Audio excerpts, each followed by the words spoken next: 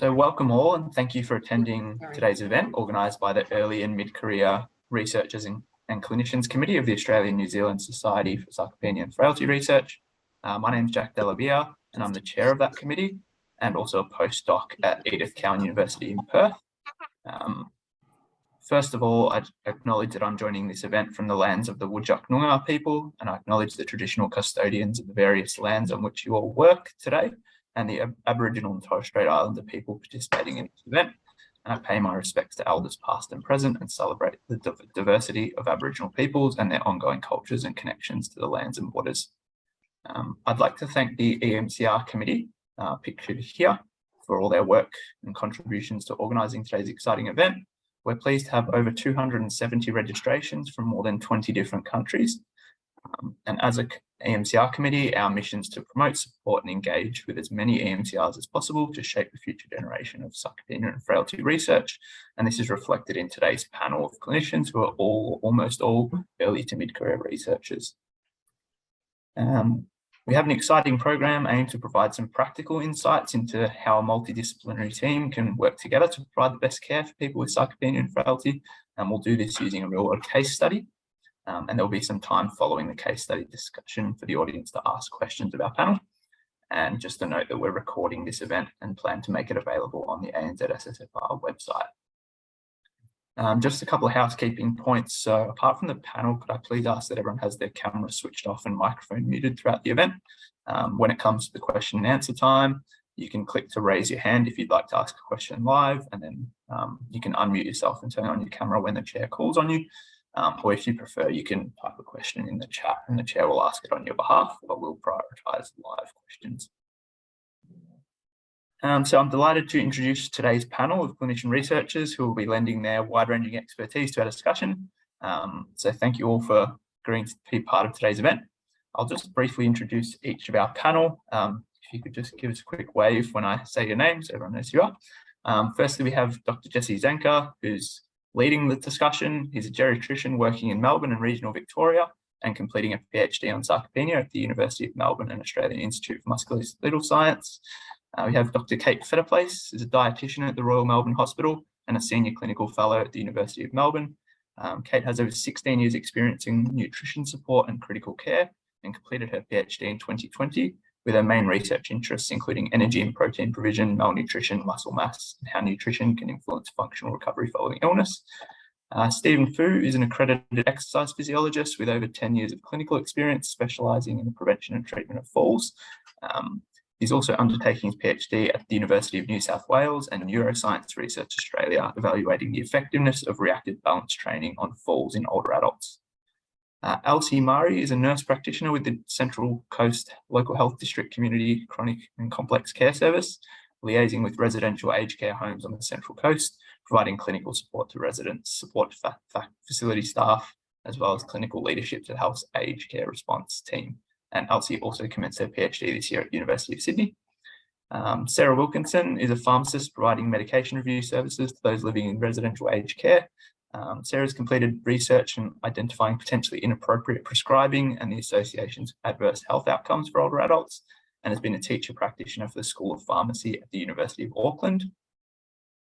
Dr. Jennifer Jones is a physiotherapist and researcher working as a clinical research fellow at the University of Melbourne and Austin Health. The research Jennifer's leading uses big health data to better understand the impact of frailty and recovery of people admitted to hospital and how we can intervene to improve patient outcomes. Dr. Mark Thompson is an occupational therapist with extensive experience in ageing, rehabilitation, Aboriginal health and palliative care, and a research fellow at the University of Adelaide focusing on frailty and sarcopenia epidemiology, factors associated with frailty status and primary care management of older adults, and is also the managing director of a private allied health service in Adelaide. Mariana Harland is a senior aged care social worker at Western Health in Melbourne, providing clinical psychosocial care to patients and their caregivers with complex needs. Mariana is also conducting research which explores the intersection of guardianship and administration, legislative frameworks and the health setting. And last but not least, Thomas Wilson is a speech pathologist at Western Health with experience in the management of communication and swallowing disorders across acute aged care, critical care, general medicine, ENT, And Thomas is completing research examining instrument design of clinician rating tools used in flexible endoscopic evaluation swallowing and normative data for post-swallow residue across the lifespan. So now I'd like to pass over to Dr. Jessie Zanker to get us underway. So thank you, Jessie, and yeah, I'll share the screen. Thanks, Jack, for the kind introduction, and it's a pleasure to be joining you all today. I'll just try to share now.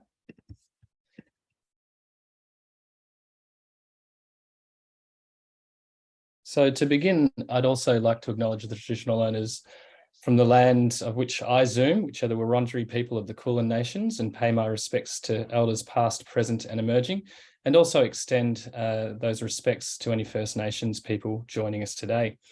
So as Jack said, this is a team-based presentation, and I'm thrilled to be joined by a wide variety of the multi or interdisciplinary team, which we're used to working with, but typically confined to one health service. So we're quite have a bit of a luxury today where we're going across both states and countries. So the overview of today is I'm going to provide a little bit of background to the history of geriatric medicine and interdisciplinary care, describe the comprehensive geriatric assessment and the evidence underpinning it, talk about translating evidence into practice. We'll then have a team-based discussion, and we'll base that around a fictional case, but one based on true events. And then we'll have an opportunity for Q&A and recap some of the things that we've learned. So this slide is one which you may be familiar with, and I haven't focused here on the absolute population numbers, but rather focused on the population proportions with respect to age. And this reflects what's happening in Australia and New Zealand in projecting the population forward. Now, before the Industrial Revolution, the population pyramid was much like a pyramid in that the bulk of the population was located towards the younger years and less so at the top. But I suppose it's one of the great achievements of the progress of humankind is that we've been able to, through health advancement and improvement in socioeconomic statuses and social determinants of health, increase the proportion of people who are living longer. Now, while that's a great feat of modern medicine and progress, it carries with it challenges, but also many opportunities. To the right, you can see that through time, as people age, through processes of inflammation, inflammaging, occupational and environmental exposure, and more time for sort of mutations and chaos theory to come about, people acquire more disorders, as written here, comorbidities, conditions, all of which require unique and targeted management. And traditionally, studies on many medical-based studies focused on single condition diseases or disorders. And now we're facing more and more opportunity to explore how we can best provide care for those with extensive multi-morbidity. I think to look forward, we also have to look back, and perhaps reflecting the nature of geriatric medicine being interdisciplinary. This is Marjorie Winsome Warren, and I'm pleased to say that often in medicine we say forefathers. Now this is, I suppose you could say, a foremother of geriatric medicine, who first in the early 1900s became a social worker. And she graduated into becoming a physician and focused on palliative care, but was seconded to the Middlesex County Hospital, where often people who had an acute admission were sent to languish. Now, this wasn't a rehabilitation focus. This was very different. This was a place where people just sat there and wait to see what happens. Many would go on to die. Some would end up in long-term care. Some would improve. And Marjorie Warren developed the first concept of multidisciplinary care, in which there were rehabilitation models applied with a multidisciplinary team to improve people's outcome. So we see her as sort of the pioneer of geriatric medicine in many ways.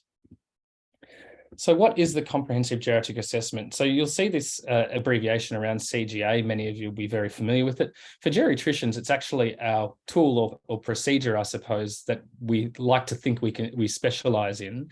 Surgeons do operations, we do the CGA.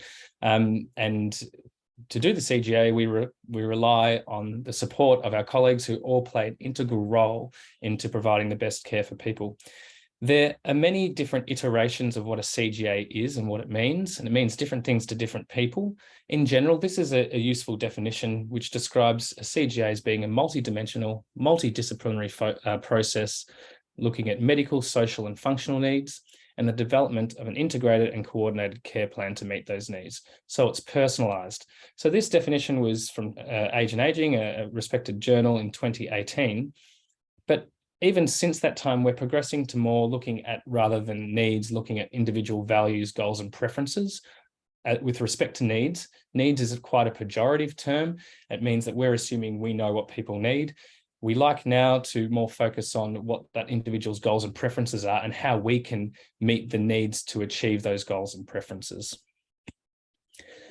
So while we might have a predominant clinician attendance today, traditionally the ANZ SSFR has had more researchers, but the purpose of this slide is to demonstrate that all are involved in that process, whether you're a basic researcher, you're a clinical researcher, you like translating research into policy or practice, or you're actually on the ground working and face-to-face with clinicians. So there are different phases of translation, from basic research to bedside, from bedside to policy and practice. But then even with practice-based researchers, there's many clinicians, there's importance in continuing the process of reflecting on what you've achieved, how you can improve that process. So whether you consider yourself as a clinician, a researcher or not, you're using evidence base, you're evaluating what you're doing, and you're working towards improving that wherever you can. So what's the evidence for CGAs? Do they actually work?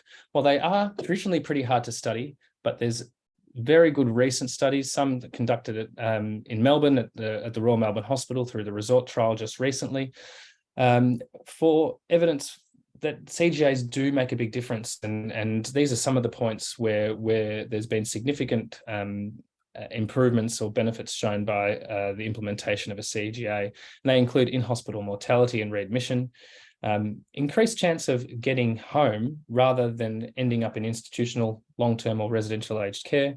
There's higher functional independence at discharge, better mobility, better quality of life, more patient satisfaction. There's also more carer satisfaction and reduced caregiver burden by having this multidisciplinary approach. So many of you will look at this and say, well, why is he showing me a clock drawing of someone with hemi-neglect? The point of this slide is not to point out the deficit, but to recognise that the great benefit of the CGA and the multidisciplinary team is time. Many of you will be saying, well, we are so pressured on our wards, we're always so busy, there's more patients than we can handle, there's not enough time to do the work we have and we want to do. But at the same time, patients tend to be in hospital for a longer period of time, and that time gives us the opportunity to really evaluate those needs, do a thorough assessment, and do a comprehensive plan that is reflective of that individual needs. As a geriatrician, I'm really feel grateful for the fact that the assessments that I do are supported for at least 1 hour, or many of my colleagues, they get 15 minutes. So because I like a chat and like to do a comprehensive job, it's a good model that we're enabled to have more time.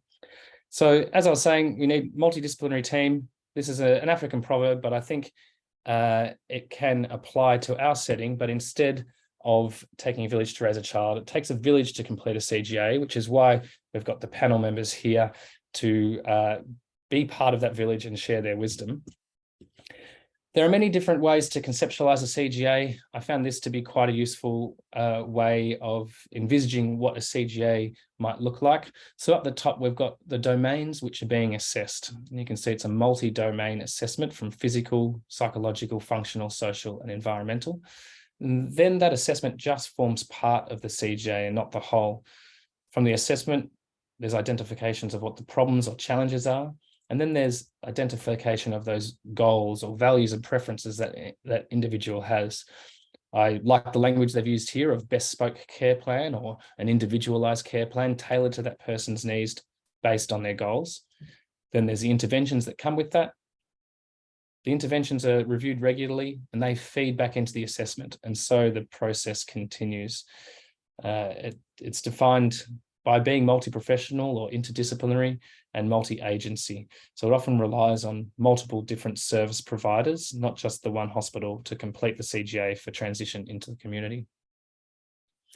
So that's a little bit of a whirlwind tour of the CGA and of multidisciplinary care. And now it's time for a case discussion. So I'm pleased to present to you the case of Dr. Flora Curie, and she is a fictionalized character from her name and history. So Flora is an 82-year-old widowed woman. She is from home and lives with her dog named Vera, and she presented to emergency department via ambulance with a fall and superficial injuries following a trip on a carpet rug. So now it's my pleasure to hand over and seek the advice from our physiotherapist, Jennifer Jones. What red flags have you identified in this thread? Sorry, I was on mute. For me, it's that she's come in with a fall. So I'm wondering if it's her first fall or has she fallen before? And usually when patients are of this age, they've usually been in their house for quite a significant period of time. So why has she fallen in an environment that she's so familiar with? She's tripped on a carpet rug. So I'm wondering if she has my aged care in place and if an OT has been to the house for a home assessment. So there's a few sort of red flags, but also wondering, it would like to know a bit more about the circumstances of it so we can unpack, was it a mechanical fall or was it due to other factors? Thanks, Jennifer.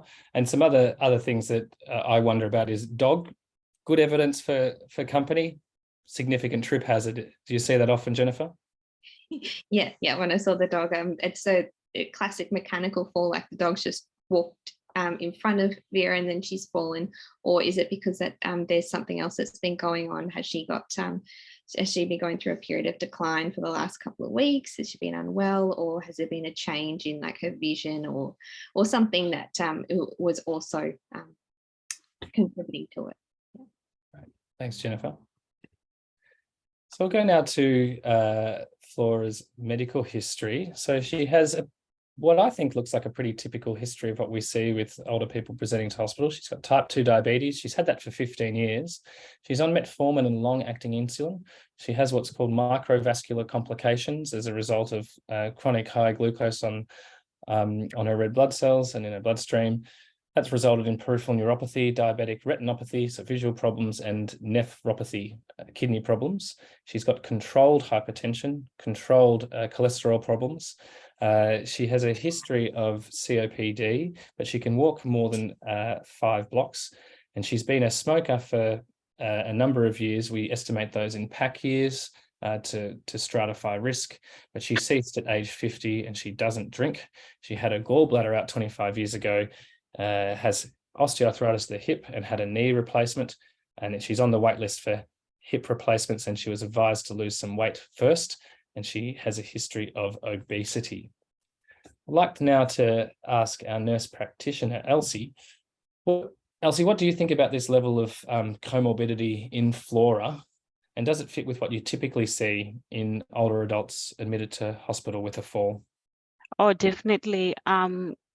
Multimorbidity obviously is one of the things that we see a lot in general practice with nurse practitioners, whether it's primary health or inpatient settings.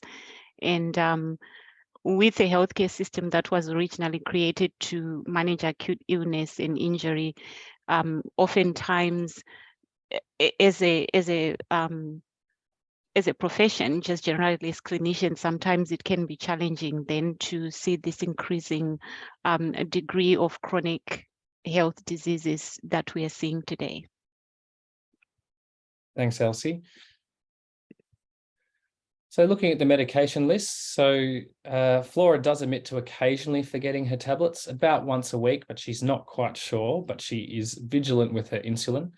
She's on metformin, a biguanide for glucose lowering. She's on linagliptin, a DPP-4 inhibitor, also for her type 2 diabetes, glargine, which is a long-acting insulin, perindopril, which is an ACE inhibitor for blood pressure, atorvastatin, which is a cholesterol-lowering medication, tiotropium, known as a LAMA, a long-acting muscarinic antagonist, and paracetamol for pain, and PRN salbutamol, so that's Ventolin as a puffer. Now I'd like to seek the expertise of Sarah Wilkinson. Is this a typical medication list? Kia ora koutou, thanks for including me. I think absolutely this is a typical medication list, especially for someone with multimorbidity and of her age group. There's lots of studies out there, and I know in New Zealand we have lots of evidence that being on more than 5 regular you're still needing some extra support when our program. Can I request that everybody please put their microphones on mute? Jenny Sargent, we're getting a bit of feedback from you. There we go. Thank you. Back to you, Sarah. Sorry, being on more than 5 regular medicines in this lady's age group, over 74 is at least 40% of our population. So really common once you get to that multimorbidity that you're then needing multiple medications to manage those conditions. Fantastic. And what risks or potential interactions do you see with this regimen? I think the big risks for her, given that she's falling, we'd want to consider, her medications potentially impacting on that. It's not necessarily the history that she's given of why she's fallen, but there should be some investigations done. She's on 3 agents for blood glucose control, although the metformin itself won't cause hypoglycemia. But is that an impact? And as she's aged and become more frail, maybe these medications were appropriate to manage her blood sugars previously, but they may not have been reviewed in the community and may not have become so. And it's something we quite commonly see in this age group, that as body weight changes and diet and lifestyle change, that their medication doses often need to be adjusted, and that may not have happened for her. And then she's also on medications that are going to affect her blood pressure as well. And so, has she had postural hypertension develop? Okay, great. Thanks, Sarah. And finally, what is the role of the pharmacist in the emergency department and early in the admission?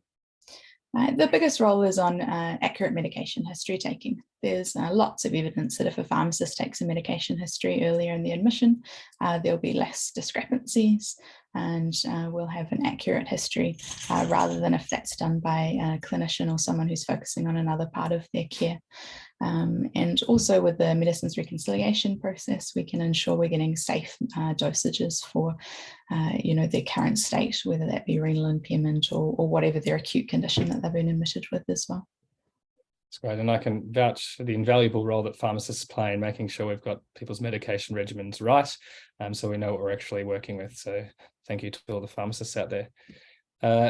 Regarding Flora's social and functional history, so she's a retired physicist. She prides herself on being a woman of science.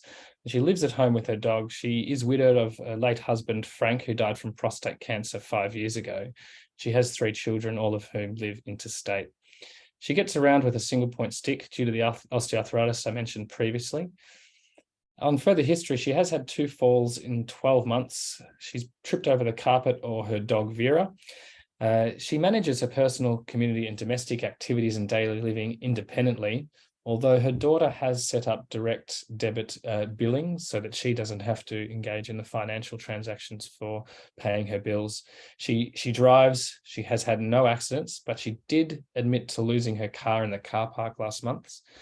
She mostly eats toast and microwavable meals, and she likes lathering the toast with good lashings of butter and strawberry jam.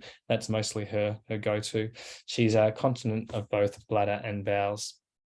And now I'd like to go to Dr. Mark Thompson. So Mark, what is the role of the OT in the comprehensive geriatric assessment? Not sure we have Mark online, Jesse. Oh, okay. So we might then give Mark the opportunity to join and go straight to our dietitian, Kate Fetterplace. So Dr. Kate Fetterplace, what is the role of the dietitian in the CGA? Thanks. I suppose the key thing about the role of the dietitian is firstly screening for nutritional risk. Dietitian resources are often limited within health services, and so therefore they can't see all patients that are admitted. So the initial component is really about screening for nutritional risk, and that can be done by the multidisciplinary team who's trained appropriately in screening. The key things that need to be screened for is risk of malnutrition, and so appropriate screening tools need to be in place, which may include the MUST screening tool or the MNA screening tool or MST, depending on the setting. So that is generally the first port of call to then refer to the dietitian if patients have screen positive on that. And that would be things like, have they lost weight? Have they been eating poorly? To identify those that are at risk. And then the dietitian would see all patients that are at risk and do further assessment to determine if a patient was actually malnourished, which would use something such as the GLIM criteria, which would also look at whether the patient has lost weight, whether they've had a reduction in their intake, but also looking at the assessment of muscle mass as well. And this also feeds into really identifying those that are sarcopenic as well and may need interventions there. So the dietitian needs to complete those assessments and then consider what the patients are currently consuming, what their nutritional goals might be, and what are some of their other history. And in this case, obviously, the patient has been eating toast. Doesn't sound like it's been a very balanced intake, so there might be micronutrient deficiencies as well that need to be considered. And they've got a complex past history with obesity, diabetes, some memory loss and things. So all of these things can contribute to poor nutrition. So the dietitian would then assess all of those items and implement a plan to move forward. Thanks for that great overview. There are, just for the record, and because there may be people interested in looking up some of those tools, you mentioned GLIM, MST, MNA. What do they stand for? So the mini nutrition assessment tool is the MNA, and MUST is the universal screening tool, malnutrition universal screening tool, and the GLIM criteria is the global consensus recommendations for the assessment and diagnosis of malnutrition. Perfect, thank you. And you did touch on this briefly, but with respect to Flora's case, what concerns you most about this brief dietary history? Obviously, you mentioned a lot of tools you otherwise like to use. What are the red flags or the concerns here?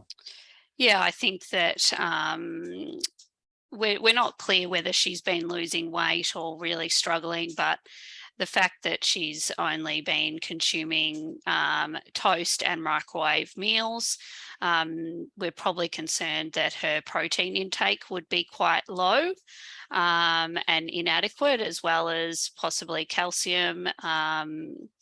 So I think that would be a key thing that we'd be looking at in terms of actually assessing her protein and energy intake. She may be getting adequate energy, but inadequate protein, which obviously would contribute to muscle loss and therefore frailty and poorer physical ability. So that would be something that we'd be really focused in on and wanting to address. Great, thank you, Kate.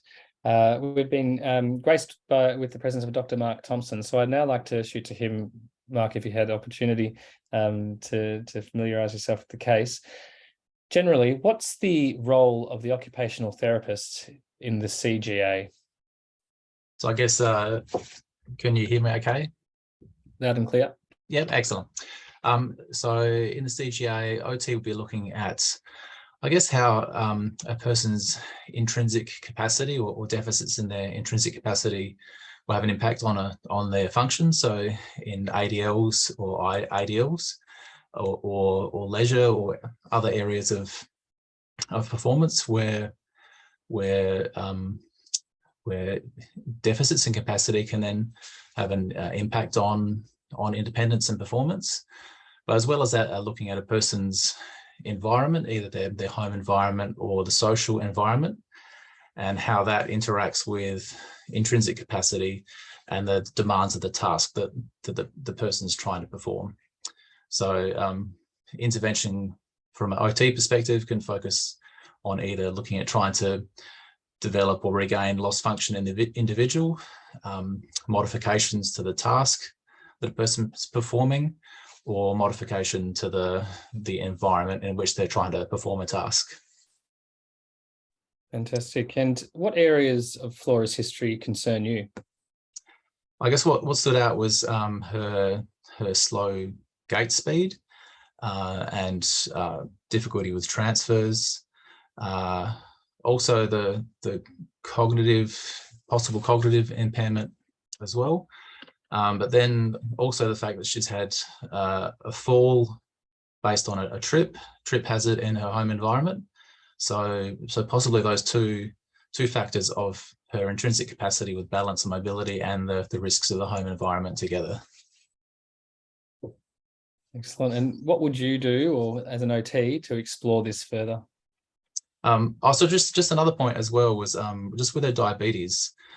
Just it ties into some of the research we've done around sarcopenia and frailty change. So the presence of diabetes is a predictor of worsening frailty status. So making sure that's well managed is an important consideration. So that's just an aside. Sorry, what was the question again? What would you do to explore the concerns you raised further in Flora? What powers does an OT have to explore history further? Yeah, look, so I was a bit late logging in, but are we talking about in the acute setting still, or in the community? Yeah, so while we're in the hospital, so if you're in the hospital as an OT, Flora's now in ED, but she's come up to an acute ward. You've got this history. She fell over a couple of times in 12 months. She tripped over a carpet or her dog. You're thinking, well, what are the risks here? How can I find out more? What do I do to find out more? Well, I guess actually observing her performing like an ADL routine would be important. Even performing a simple IADL task, like a kitchen-based task, is a way of actually looking at, I guess, seeing how a person's physical and cognitive performance influence their ability to manage a task. And often, looking at a simple task is then an indicator or predictor for how someone might manage more complex parts of their daily routine. Perfect, thank you. I now will draw on the expertise of speech pathologist Thomas Wilson. Tom, what's the role of the speech pathologist in the comprehensive geriatric assessment? So I guess the core business of any speech pathologist is in the assessment and management of communication and swallowing disorders. In respect to the CGA, some of our primary goals for speech pathology intervention will be about facilitating safe and efficient eating and drinking and engagement in communication-based activities and social participation. And that really transcends, settings from the acute to community. And sort of going back to that lovely slide you had with the domains, there's different aspects that our goals sort of sit under. So more of that physical and physiological perspective, we're looking at being able to facilitate eating and drinking in the absence of airway infiltration or swallowing related airway compromise. But also in restoring the social side, swallowing is one thing, eating as a behavior is far more complex and nuanced, and there's lots of social aspects. So kind of trying to restore that emotional and social capacity where we can across both swallowing and communication. Perfect, thank you. And does Flora's past medical history fit with the profile of an older age person often referred to speech pathology following a fall? Very much so. I think historically speech pathologists are perhaps more commonly associated within stroke neurology or perhaps head and neck oncology. But what might be surprising is that a large part of our role is actually in supporting older age people who present with, you know, a range of conditions, whether it's a fall, a bowel obstruction, metabolic conditions, which, you know, seemingly are unrelated to communication and swallowing. And this is really a part of our core business. So I guess, you know, looking at her past medical history, certainly our research suggests that people with COPD are at a heightened risk of airway infiltration and most notably silent aspiration. And her age almost by default really puts her at risk of having dysphagia. There's some really wonderful research that's suggests that oropharyngeal dysphagia has a prevalence rate as high as 30% in community dwelling older age persons. But we find that sometimes that can be subclinical, meaning that, you know, these people, if we were to fluoro them or perhaps look under nasendoscopy, they would have deficits that we would identify as a swallowing impairment, but they compensate for it quite well. And then suddenly you have a fall or some other acute medical issue. And that vulnerability can become a critical issue and just compound, you know, all the other aspects. Great. It's much more of a hidden problem than we often appreciate. So thanks for those insights. Right, so what happened on Flora's day of the fall? It was a normal day for her. She reported walking to the kitchen to make herself a decaf coffee because it was in the afternoon, and she tripped on the corner of an old rug. She fell onto the floorboards. And there were no preceding symptoms. She didn't feel dizzy before. There was no incontinence afterwards. There was no suggestion that there was perhaps a seizure, and she had no drowsiness following. She sustained some skin tears to the left elbow and knee, but no bony trauma and no head strike. Her dog barked, the neighbours heard it, and they called 000. So when we're thinking about this case, and our panel have already spoken to where they might be looking to explore further, is that OT and our physios can think about the hazards within the home. We can draw on the support of our podiatry colleagues to explore the impact of peripheral neuropathy, remembering that she has type 2 diabetes. We can look into her vision. She has diabetic retinopathy through a referral to our optometrists. Then we can look at her balance and do a skeletal survey for trauma, and physiotherapy and our exercise physiologists are useful looking into strength and balance assessments. From a medical side perspective, and also drawing on the expertise of our pharmacists, we like to rule out syncope or loss of consciousness or cardiogenic or neurogenic causes of a fall, which often is syncope if it's cardiogenic or neurogenic, and that requires a different path of investigation that as clinicians in hospital we need to be alert for. And looking into our skin tears and the management of skin tears, we really draw on the support of our nursing team, and in particular those with specialist interests in wounds. And there are a number of nurse practitioners and clinical nurse consultants with specialty skills in wound management. And then we think about a personal alarm, and if we don't have to rely on Vera to bark and alert the neighbours, there might be other options to alert supports. One of my patients the other day said she called out "Hello Google," and Google was able to Google Home was able to call her family. So there are a range of different novelty ways you can make sure someone can be safe and contact isn't far away. So with regards to progress in hospital, so we're still in the acute ward. Flora's skin tears were dressed. She was reviewed by physiotherapy. It was identified that she was below her pre-fall level of mobility, and there were some significant issues, and I will pass to our physiotherapist in a moment. She was also reviewed by occupational therapy. There were risks identified at home, and also not just with regards to the rug, but also the inadequacy of the shower setup. The social worker kindly reviewed, and they obtained some collateral history, and there was this it had been revealed that Flora had been becoming progressively weaker and more frail over the past 12 months, and described some short-term memory issues.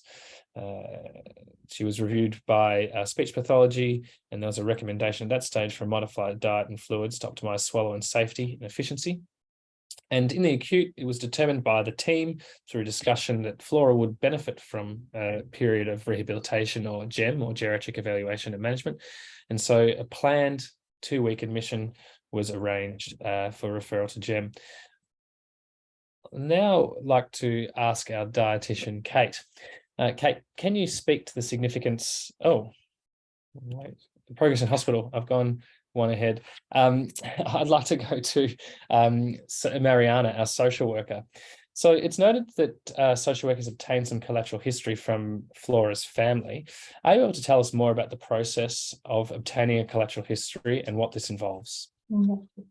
Thanks, Jessie. I think so. Gaining collateral history is part of our overall psychosocial assessment. So it's very much part of that process.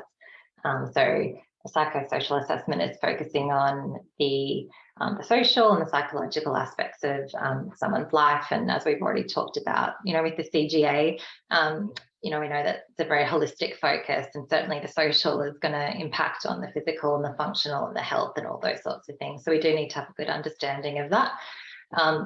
I think the psychosocial assessment allows us to identify any sort of social barriers too as part of that process, which are going to impact on the overall care and planning that any of us can sort of do with our patients. So it is good that we're able to bring that to focus or bring that to attention. In terms of, I guess, the collateral history, part of the psychosocial assessment is interviewing the person, but of course, but it also looks at people around them, recognizing the importance of their relationships, looking at the person and their environment and what's happening in their lives. So we do speak to important people or support people in someone's life. And I guess a key part of that, which hopefully we can contribute to the rest of the team, is utilizing our interview skills and our communication training to be able to build some strong relationships with our patients, with their families. And as part of that process, we are able to elicit information that in turn we can share with the rest of the team. And hopefully that kind of information and the way in which we gather that information and can draw it out, we can then share with others. And that hopefully helps to focus on the overall well-being of the patient. Thanks, Mariana. And often social workers are able to make sense of a situation. There are often bits and pieces of someone's story that don't quite fit together. And when you have a good history that's taken by a social worker, you have a lot of aha moments where things just are pieced together and more absent pieces of the puzzle are able to unite, I suppose. Thanks, Jessie. Right. Just to add to that quickly, I think that's a really key part, is that people bring very complex, social circumstances with them when they come to hospital. So being able to, being able to understand what those circumstances are and any barriers that, are associated is really an important part of any of the work. And I think, given we've got a lot of clinicians here, we've known that since the emergence from the pandemic, people's lives have become even seemingly more complex with delayed presentations and more complex social situations, and perhaps cracks that were within family models have become much larger during the pandemic with more financial strain. So that's it's certainly, I've observed that increased burden on our social work teams as a result of that. So we'll move on to the next slide. So this is a pretty dense slide, and this is the one where a lot of the guts of the story is, where we're going to be seeking the expertise of our panelists. So this occurred all in GEM during Flora's stay. It's identified her weight as being 70 kilos and a BMI of 28.1, but we're still unsure regarding the weight loss because of that uncertain history that she was able to, or not able to provide. Physiotherapists undertook some strength and physical performance measures. We identified gait speed as being 0.7 meters per second, a grip strength of 14.6 kilograms, and a chair sit to stand, that's 5 times, took 18 seconds.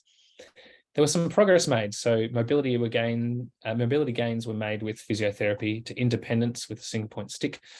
It was noted that the creatinine kinase, one of the muscle enzymes, was elevated, and it was thought to be related to the statin potentially, because it persisted beyond the time you'd expect it to after a fall. So the pharmacist had provided some advice, and we ceased that statin. An OT home visit was undertaken with modifications recommended in the removal of the rugs. A diabetes nurse educator reviewed with optimization of its insulin education and the regimen. The podiatrist reviewed. There was footwear optimization and education about peripheral neuropathy. The speech pathologist reviewed, and Flora was able to return to her baseline diet and fluid texture. Cognitive decline was identified as being limited to the memory and new learning domain. We think about cognition as having 6 domains. It's beyond the scope of speaking about that today, but we undertook a mini mental status examination, which is the most commonly applied cognitive screening assessment tool, at least in the Australian setting, in those who are English as first language and of moderate education. And the frontal assessment battery, testing that frontal lobe was reasonable at 17 out of 18. The CT brain showed chronic subcortical vascular changes. So we see these on a scan. It shows like wear and tear on the brain, but there was also some mild atrophy or reduction in size of the temporal and parietal lobes in the cortex. So that's your grey matter outside the white matter. Because Flora's cognitive decline didn't significantly impact her function, and it was really related to one cognitive domain, she met the criteria for mild cognitive impairment with an amnestic identifier, because it's mostly related to short-term memory issues. We won't go into this in too much detail, but a score is one part, a score on a test is one part of the cognitive workup. A lot of emphasis is placed on that, but most of it comes down to history. We'd say 70 or 80% of the diagnosis comes down to history and identifying a change over time in one or more domains. And the critical element is whether that cognitive impairment impacts function. And that's what differentiates the diagnosis of dementia from mild cognitive impairment. It's whether there's that functional impairment. For Flora, a score of 26 out of 30 is significant. She is a physicist, so she's exceptionally intelligent, tertiary educated. A score of 26 out of 30 for an 82-year-old who went to school to the age of 13, can't read and write that well, might be normal or exceptional. So you've really got to individualize the interpretation of those scores. So Flora was then discharged home with post-acute care services. She was provided with ongoing physiotherapy and medication monitoring. She was provided a personal alarm, and she was waitlisted for a home care package with social work support. So there's a bit to unpack here. So I'll first go to our dietitian, Kate. Can you speak to the significance of Flora's BMI and how useful is BMI as a measure? Yeah, so BMI I don't think is a good measure at all in regards to nutrition, particularly in this patient population. If a BMI is underweight, which would be a BMI of less than 22, it may be an indication that there is a nutritional issue. However, with a BMI of 28, it can people can think that this is a reasonable BMI or even an overweight BMI. Generally, the healthy BMI ranges for this age group is 22 to 27. And so often when you see a BMI of 28, people will think, oh, the patient is well nourished and doesn't have any nutritional issues. And so people can get missed, and that's why those specific screening tools are so important to actually identify the patients at risk. Flora may have lost a significant amount of weight, and also potentially a lot of muscle mass as well. So maybe sarcopenic, and this wouldn't be able to be picked up just looking at the BMI alone. So it's really important that we don't just focus on weight and BMI, but actually look at a history of weight loss and really trying to identify that, and unintentional weight loss, that is, and also do further assessment into actually body composition and muscle mass that would really give us an indication of her degree of risk and concern in relation to nutrition. Great, thank you, Kate. I'll now like to go to our exercise physiologist in the virtual room, Stephen Fu. Can you talk us through how each of these measures are done, gait speed, grip strength, and chair sit to stand? Yep, thanks, Jesse. So with regards to these three measures, I think they're good measures to use in like a clinical setting because they're simple to perform and require limited equipment. With regards to gait speed, it can be done using various distances, with 4 meters being a common distance. So you would essentially just mark out a distance in, for example, a straight hallway with a 4 meter distance and 1 meter at the start and the end of the walkway to allow for acceleration and deceleration, and record the time it takes for the individual to walk from one side to the other side at their usual walking speed. Usually 3 trials are taken, and then the best score out of those 3 trials is used to determine the gait speed. With regards to the hand grip strength, this can be performed using a dynamometer, where the individual would be holding onto this hand grip dynamometer, and they would be seated in a chair, resting their arms on the armchair. They would be asked to squeeze the dynamometer as hard as they can, and we would repeat this test on both sides. And again, 3 trials will be used, and the best trial would be taken to record the grip strength. And lastly, with the 5 times sit to stand test, what we are looking for in this is the lower limb strength and power. So the individual will be sitting down in the chair with their feet flat on the floor, and would be asking the individual to stand from the chair without using their hands. So they could do, for example, their arms crossed in front of them. And they'd be standing and sitting down 5 times as quickly as possible. So with this test, the timer would begin as the individual starts their movement for their first standing action, and then end at the once they complete their 5th standing action. Thanks, Stephen. I think you've performed all of these tests countless times. So what are the significance of the values that Flora has produced here, and does this equate to a diagnosis of sarcopenia?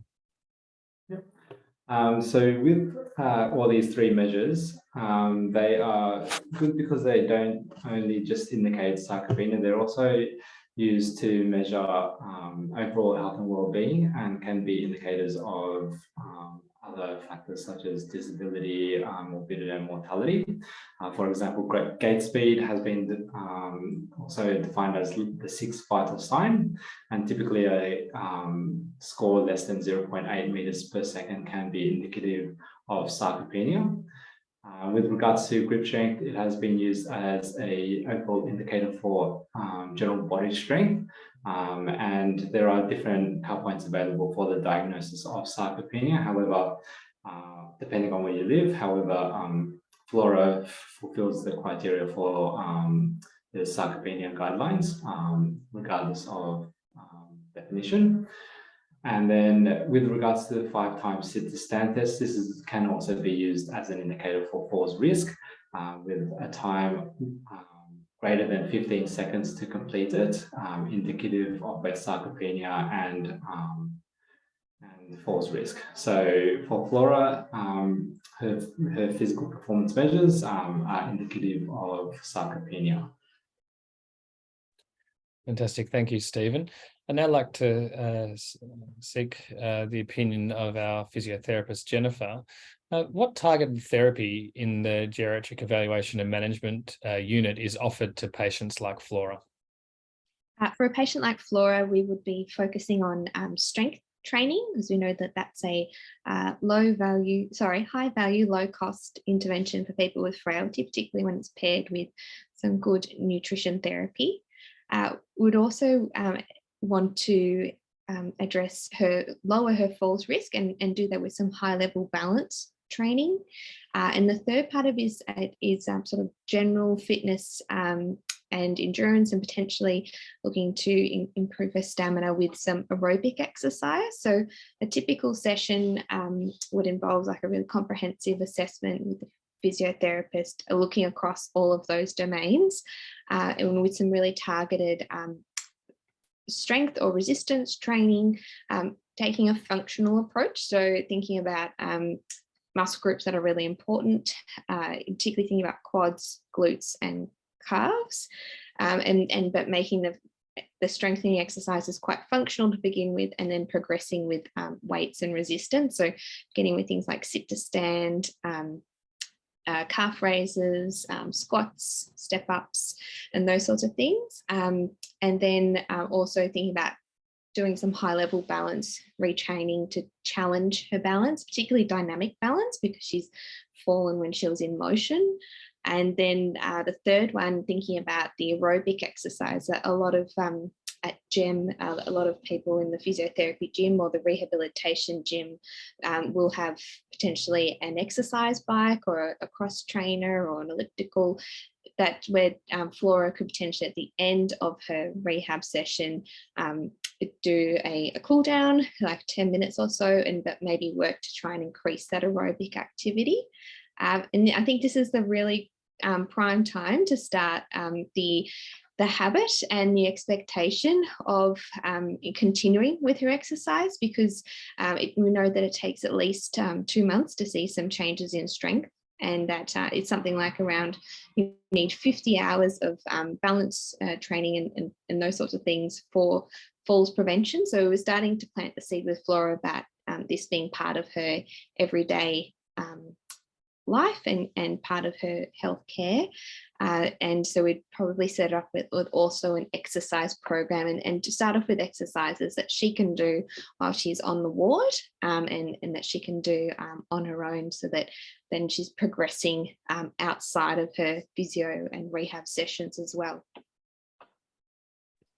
Thanks very much, Jennifer. And while there's some relevant questions, Laura Twist asked, was Flora referred to CADM's memory clinic post-discharge? So after the diagnosis of mild cognitive impairment, it's generally indicated to have 12 monthly follow-up with the CADM's clinic. So yes, the answer is she was. CADM's clinic, if those unfamiliar, is the Cognitive Dementia and Memory Service. They exist in Australia. Apologies, I'm unsure of what the acronym is for the New Zealand equivalent. But it's the gold standard for cognitive diagnoses.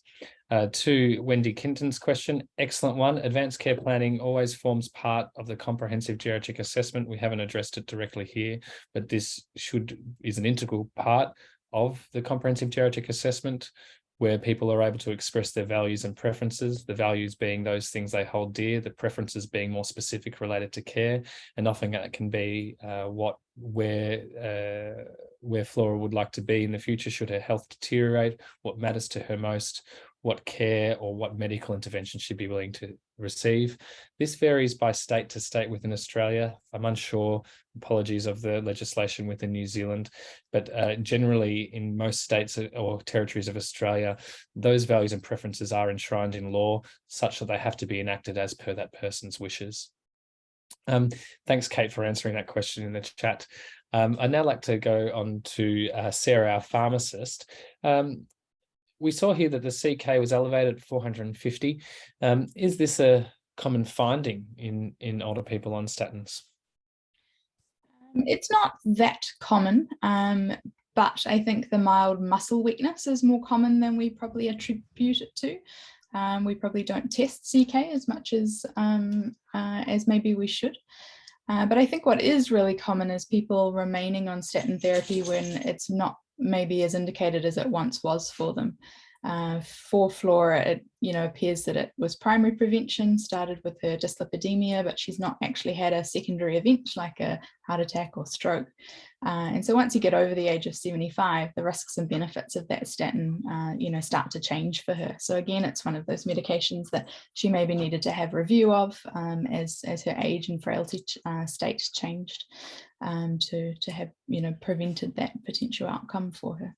And that's with lots of those medications for primary prevention, that we were targeting different things when they were started, and that we should always have a review date in mind when we start those sorts of medications. Well, the goalposts change, don't they, over the lifetime? And that relates to Wendy Kinton's question about advanced care planning. It all feeds into that concept that our goals do change over time and what we're trying to achieve with our therapies. What are PIMs, or provincially inappropriate medications, and what proportion do you think of, or does the evidence suggest, of people admitted to hospital are on PIMs? So potentially inappropriate medications are medications that have been shown to cause harm in older adults. And there's a couple of, good lists of medications that have been agreed upon by consensus panels. So people might be familiar with the stop-start list of medications, which was developed in the UK. And there's also the Beers criteria list, which was developed in the US. And these give you a list of medications that are potentially inappropriate in this age group. And they usually, for most medications, give them in relation to a medical condition that the person would have, or renal function or something like that as well. And they've been shown or associated with harms for people as well. So those things like increased hospitalization, increased mortality, increased entry to residential aged care as well. And the research is really varied on how frequent they are, but in some studies it's up to 85% of people admitted to hospital are on one or more potentially inappropriate medication. So a really, really high portion of people.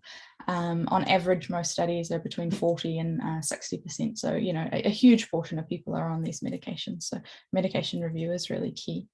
And what's important in these potentially inappropriate medication lists is it's not only about stopping medications, it's also been associated with people not being prescribed appropriate medications. So things like being on your aspirin when you have had a heart attack or stroke, being on preventative medications, there's been shown to be quite a lot of harm not being on those appropriate medications as well. So the stop-start list, the start list of medications are those ones that should be prescribed in those instances.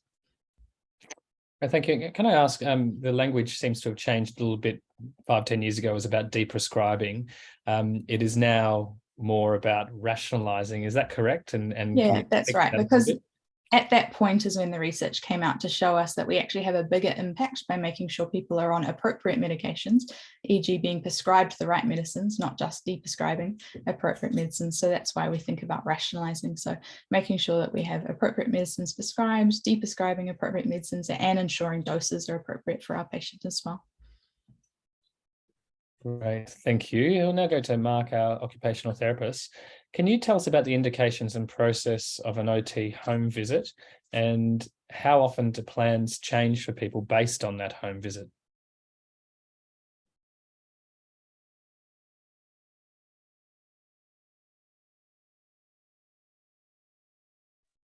I'll just check in to see whether Mark's there. Or if there we go.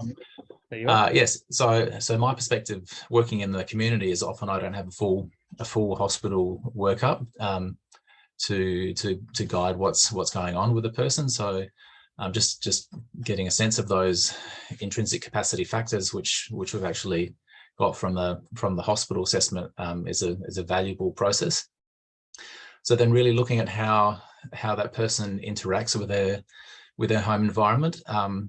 So it's not just a matter of looking at the environment itself, but really it's the interaction between the person's capacity and their environment and the tasks that they're trying to do in that setting. So I guess looking at steps that a person needs to negotiate, areas that require transfers. So some transfers are riskier than others. So like looking at seating, bathroom, toilets, bedroom, how person's continence might affect their falls risk with distance to toilet or transfers at night, floor services, lighting, for obviously if she's got some sensory vision impairment from her diabetes, but also with cognition, potentially looking at prompts for people to remember to either to do things or use an aid if there's a particular risk area where a person might be at of concern of taking an unreasonable risk. Right, thanks, Mark. And I'll ask now Elsie, our nurse practitioner, what additional support does a diabetes nurse educator provide to patients? So prior to discharge, we would definitely make sure that Flora, because she has a diagnosis of osteoarthritis and peripheral neuropathy, we want to make sure that she's able to dial up her insulin pens. Most of them now, thankfully, they are in pens versus where previously in a few years before where they would have to draw it out of a vial.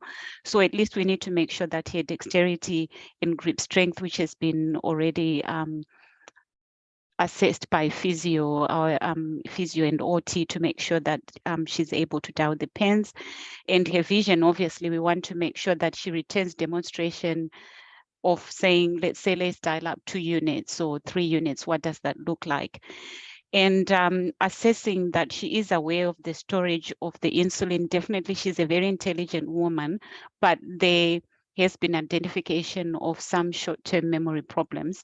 So we want to make sure when she has finished using the insulin, does she remember to put it in the fridge versus the freezer, for example? Because I think our pharmacist, Sarah, would agree that that can make a very big difference when they put it in the freezer versus in the fridge.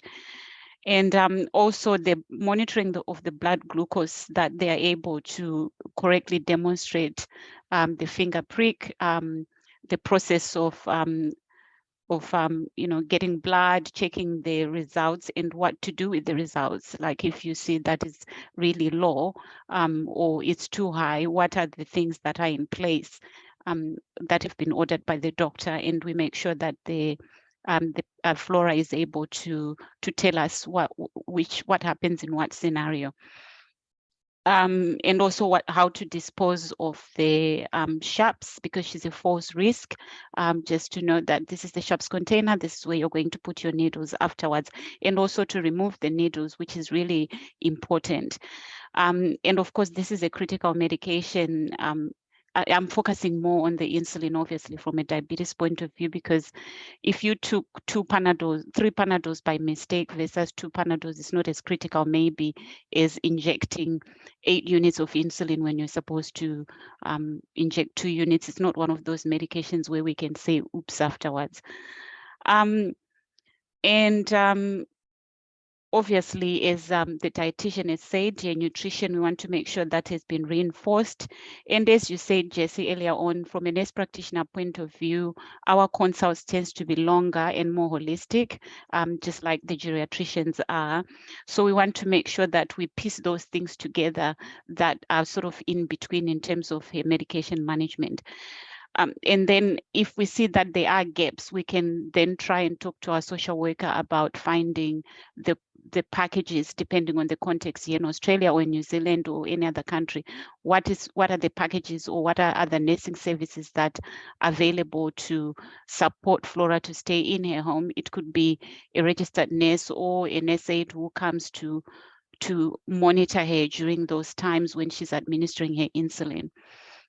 But last but not least, I would say that if we can, as clinicians, change the narrative of saying to elderly people, if this doesn't work, you end up in a nursing home, because it's not. We use it as an option rather than a dungeon where if you can't do these things, we end up putting you in a nursing home, because not all nursing homes are created equal.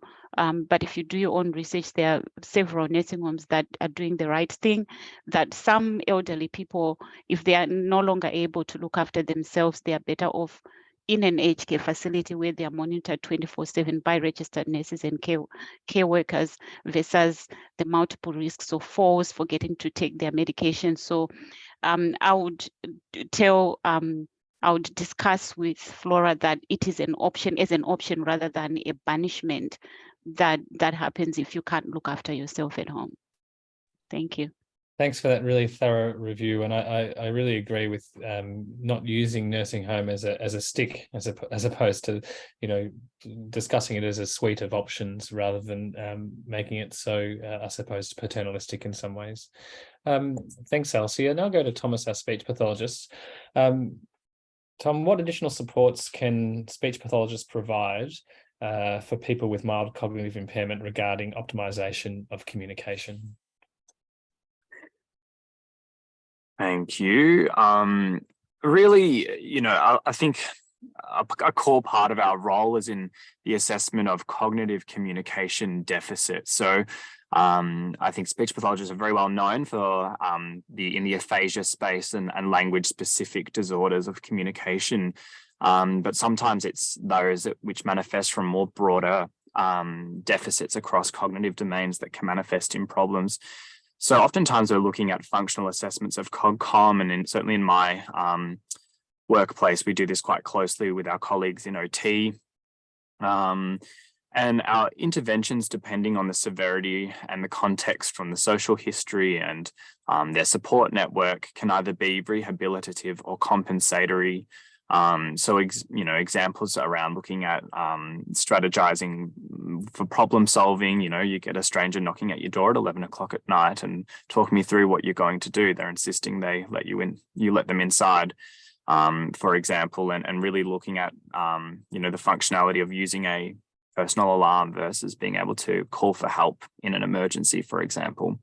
Conversely, it can be more compensatory in nature, where you're, sort of more pitching the intervention towards, family and carers in terms of communication partner training, getting rid of things like testing questions, which make people withdrawn from social interaction and communication. So examples of those be, oh, don't you remember? We've spoken about this before. There's some really lovely research coming out of Sydney about testing questions for people with a cognitive impairment. And instead of asking questions, rather making a statement, oh, someone actually came to visit you yesterday, and giving them bits of information specifically for people with a memory impairment to anchor onto and use that to engage perhaps more meaningfully and more collaboratively. There's probably so much more. But certainly in the context of a GEM admission, that would be quite routine, I would say, in my workplace. And even with her dysphagia, oftentimes dysphagia can resolve on its own with resolution of the medical problem, because it's not a diagnosis in and of itself, it's a symptom. However, with sarcopenic dysphagia, if it actually comes from weakness, strength-based rehabilitation might be indicated, and that's 100% guided by instrumental swallowing assessments, of which, video fluoroscopy or FEES, flexible endoscopic evaluation of swallowing, are the gold standard. So there could be a few things happening at this point of her admission. Some great insights, Tom. Mariana, I'll ask the first question of you. Comes from one of our audience members, and it relates to the completion of enduring powers of attorney in this setting. Can you speak to the process of how that's done briefly? I can, and I actually made a note to talk about enduring power of attorney, so that's I didn't see the question. Yeah, I think so. I mean, the advanced care plan is probably the trigger to think about that as well. They're sort of fall into a similar category, and probably what we would do in consultation or hallway discussion, with the geriatrician or the medical team, would be to have a chat around that mild cognitive impairment, and I guess part of the social work role is providing education to people around those documents, or some of those legal and future planning type aspects that someone in this lady's case, she kind of fits the bill really, in terms of perhaps being quite appropriate to get those things in order. I think, if she was at the Cadham's clinic, it's the kind of thing that they might advise her to do. So we'd probably have a discussion with the medical team, and then proceed with providing that education. And that education is part of the social work assessment. Also it's a baseline of something we'd be looking at as we move through the different things that we look at with people. So yeah, I think it's a really important aspect to consider. And yeah, I suppose keeping the patient or the person central to those discussions as well is really important and key, because we know families can get excited, or when it comes to things like powers of attorney, and there's still a lot of education to be done out there, for all of us and for people in the community, about exactly what is an enduring power of attorney, what is the role of the attorney, what is the responsibility of the attorney. And certainly it's still very much new learnings, and coming to terms with the idea that we are acting as an attorney in line with that person's will and preference. It is not about taking control and making decisions on their behalf. You're still acting as though you are that person and what's important to them. Important messages there, Mariana. I've got another question for you, but we'll have a few more questions for our panelists. We have got 15 minutes left, so we'll the conversation has been very rich, but we'll now try to keep our responses to about 1 minute if we can. So that's the challenge for everybody. So Mariana, what does it involve to organise and plan for ongoing services to support someone ongoing beyond discharge from hospital? Okay, well, if that's the brief, I think probably the main thing to draw out is that it's quite difficult. There are a lot of challenges in navigating the aged care service system. As social workers, we ourselves find ourselves challenged by some of the complexities in navigating the system. So I think that's fair to say for most people that is the case. So it's really important to make sure people have access to the right information, that we play an advocacy role in I guess the consumer directed focus of the services that are out there and the systems that are out there assumes a minimum level of knowledge that people might have, or a minimum level of self-advocacy ability that people might have. And we know that for a lot of people that they may need assistance to actually access the things that they do. A key part of that conversation as well, and perhaps for someone like this lady who is probably being quite independent, is talking about services in terms of independence and maintaining independence in a way. So perhaps social worker able to offer that reframing of the whole situation as being, by accepting a little bit of help now, you're actually maintaining your independence in the longer term. So some of those sorts of conversations are really key and important. And yeah, thinking ahead, planning ahead is important. My short version, Jeff. Thanks. I know there's so much more there to discuss. Thank you. So 2 months on, Flora's gone home. She's had one further fall without injury, and she tripped on gutter while taking out the bins, but she was able to get herself up. Her CK normalized when she was off her atorvastatin. The EP assessed, the exercise physiologist assessed her. The gait speed remained the same at 0.7 meters per second. She was commenced on progressive resistance exercise regimen. This is something that Kate described before. Jennifer described before. And she was referred to the dietitian by the GP. And the recommendation of the exercise physiologist, the dietitian undertook assessment and reviewed for optimization of protein and caloric intake. Attended a memory and thinking group designed to work around strategies, some of which that Tom had suggested around thinking and managing memory difficulties. And she had a bone mineral density scan, which put her in the osteopenic range. Now, Stephen, briefly, is it common to see strength and physical performance measures this change soon after admission? We're 2 months after admission. And should we see those changes sooner? And can you tell us a bit about an exercise prescription? Yeah, so just briefly, it is common sometimes to see minimal change within a short period of time after beginning an exercise program, but this does not mean that there aren't any changes going on in the body. So there can be improvements in, for example, the neural function, as well as the cellular changes going on in the muscle. With regards to the gait speed, there can also be other aspects which are influencing the lack of change, and that can be things such as the fear of falling, or any pain or residual pain resulting from the fall. With regards to grip strength, the exercise programs haven't actually been found to improve grip strength a great deal. So we wouldn't expect grip strength to change much through an intervention.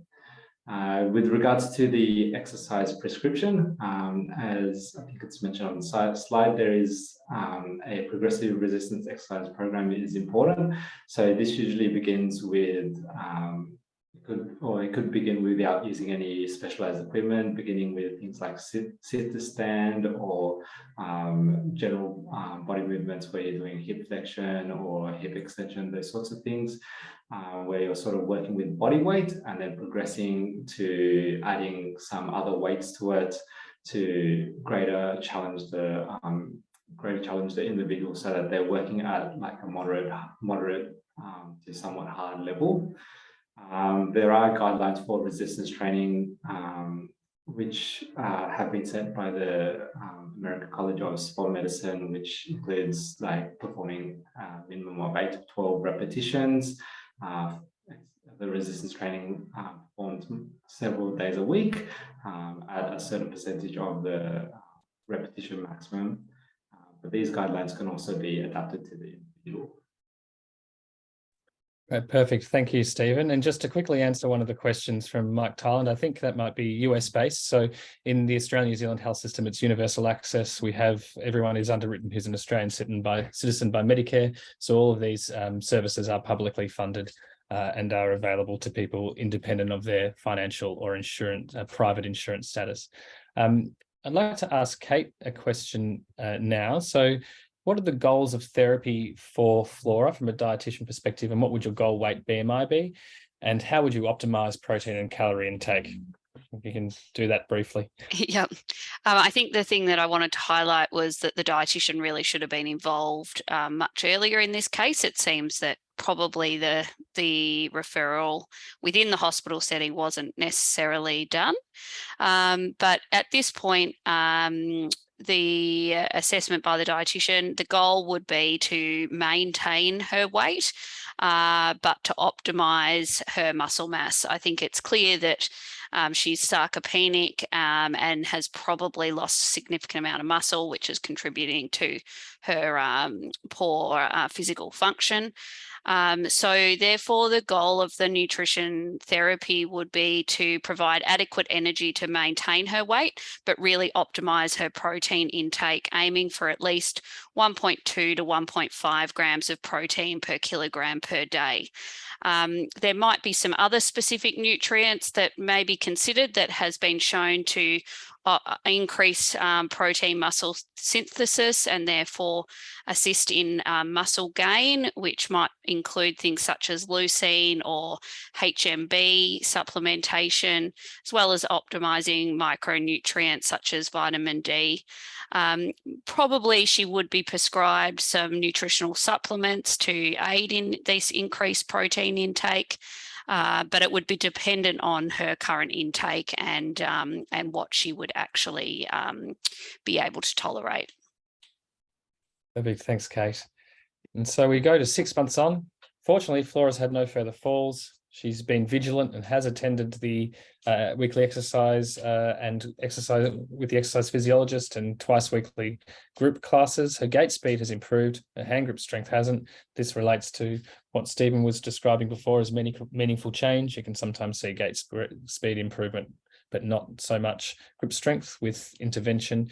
Her weight has stabilized. She's increased muscle mass, and she's taking Vera for a walk around the block, and she hasn't done this in 2 years. Finally, Jennifer, what proportion of people engage with an exercise prescription, and what strategies work to improve adherence? Well, Flora sounds like a dream patient with all of the exercise that she's doing.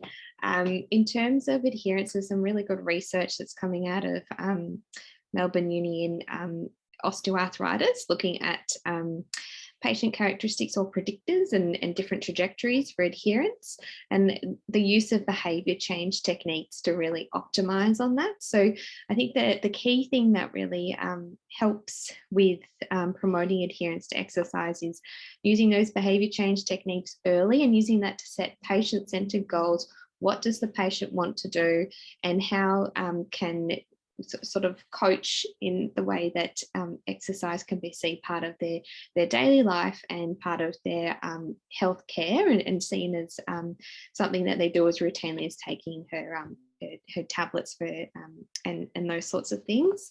So in terms of promoting adherence, I always start with what the patient, in terms of clinically, start with what the patient wants to do, because you want to make it something that's enjoyable. It's not seen as a chore, it's seen as something that they enjoy doing. So start with what they want to do, and then start with how they like to do it. And it seems you can have a lot of options here in terms of one-on-one, in group classes, or that they may prefer to do it at home, or do things on their own. It seems like Flora likes a couple of those options, so she's got some one-on-one and group classes, and then there's some really great resources available since the pandemic in terms of telehealth, and websites have Kathy Sade and the team at Western have developed some really good web-based resources for exercising at home. So those are some of the things that we work with clinically. Fantastic. Thanks, Jennifer.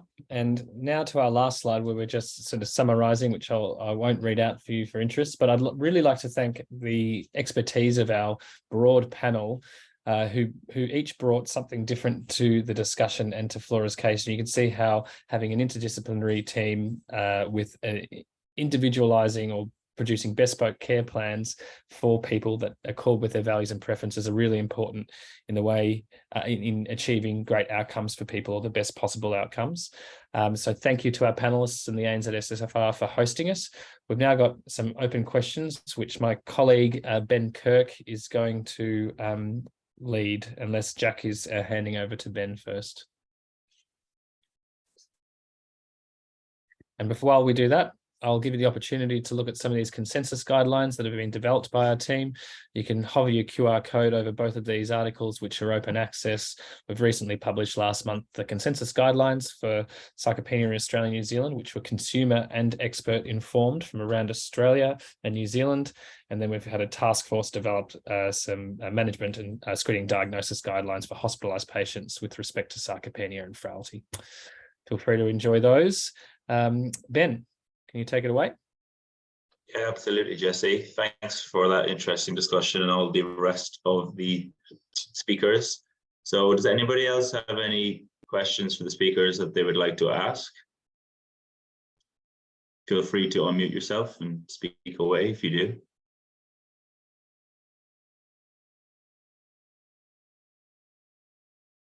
Sorry, No?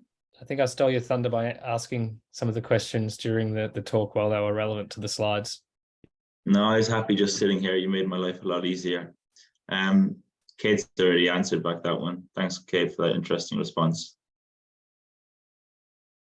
Anybody else have any general questions for any of the speakers?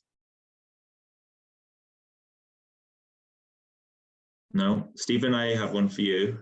Pick your brain and your speciality within exercise physiology. We currently use grip strength and gait speed to identify sarcopenia based on the ANZ SSFR here in Australia and New Zealand.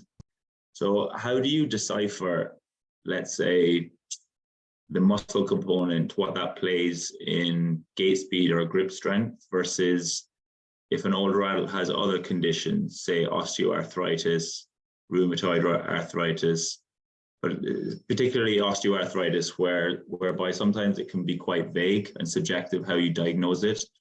So how do you differentiate between the influence of osteoarthritis on one's gait speed or grip strength and the muscle component, if that makes sense? Do you have a way of going by that by your, I know you've done a lot of experience in clinical practice over the years.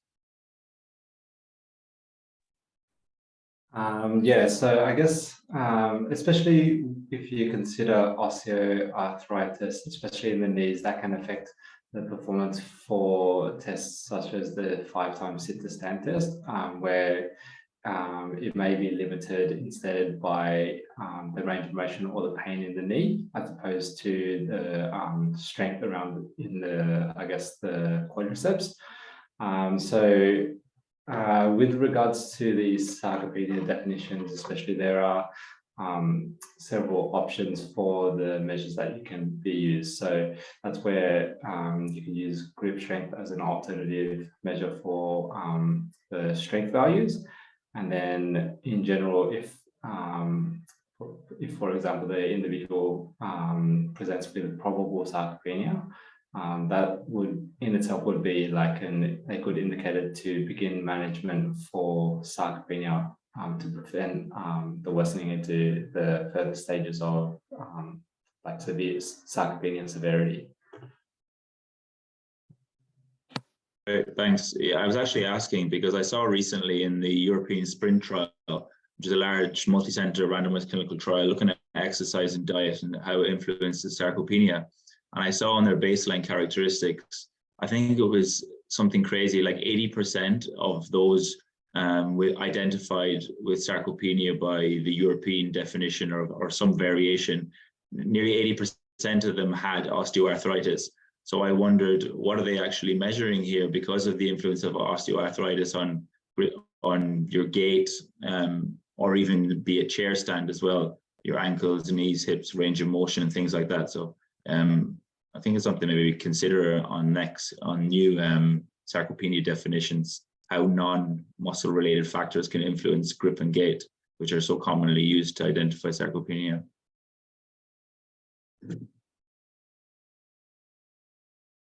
Does anybody else have any questions before we finish? Can I ask a question, please? Absolutely. Right. My name is Michael Tieland. I'm from the Netherlands.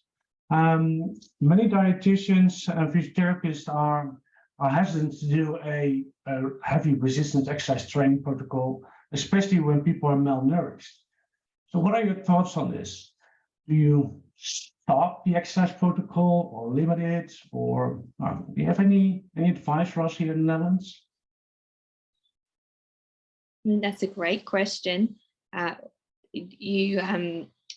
Unfortunately, if for someone like Flora, she's not working closely with someone like Kate, who's a dietitian, and she's not getting the nutrition that she needs, and listening to all of the chat from Kate as well, she will lose weight and she'll lose muscle. So always work very closely with the dietitian to make sure that she's getting the nutrition and also that it's not only nutrition to increase her muscle mass in conjunction with the resistance exercise, but also to make sure that she's maintaining her weight, increasing her muscle mass, yeah, and strength components to it, and that she has sufficient energy to be able to do the exercise program and the resistance training that she's doing. So also from a energy level as well. Yeah, I would agree. I think we wouldn't recommend not doing an exercise program in malnourished patients, but we would be trying to optimize their protein and energy intake, and making sure that worked alongside their exercise program, and that, you know, probably if they were really struggling with their energy and protein intake, their exercise program would probably be quite limited. So it's a matter of actually working together, and this often doesn't happen, that, you know, the physiotherapist and the dietitian should really have that joint program that can really make sure that she's getting the nutrition at the right time, you know, whether that even, you know, benefiting from having the protein supplements straight after the exercise to really optimize protein synthesis. So it is ideal that the dietitian and physio really work together to optimize the intervention for the patients, and we need to do better in clinical practice with actually doing that. Often it's done in silos, and it's not necessarily considered as an intervention that needs to work together, but it should be.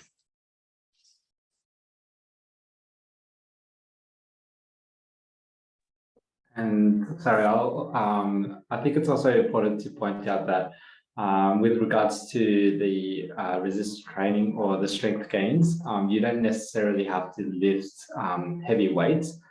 Strength gains can also be, or strength or muscle mass gains can also be achieved through doing, for example, more repetitions for longer. But that sometimes isn't preferred by, I guess, all individuals. Thanks for those answers. We might have to wrap up there just in the interest of time. I'll just quickly close the event. So I just want to thank everyone for attending today's webinar symposium.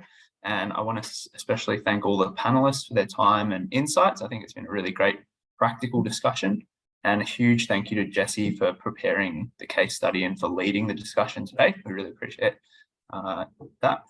And just finally, I'd just like to encourage anyone who isn't an ANZ SSFR member to join the society. You can see on the slide here some of the benefits, and you can find out more about that on the membership tab on our website. But with that, I'll close today's webinar, and yeah, thanks again for everyone for joining us.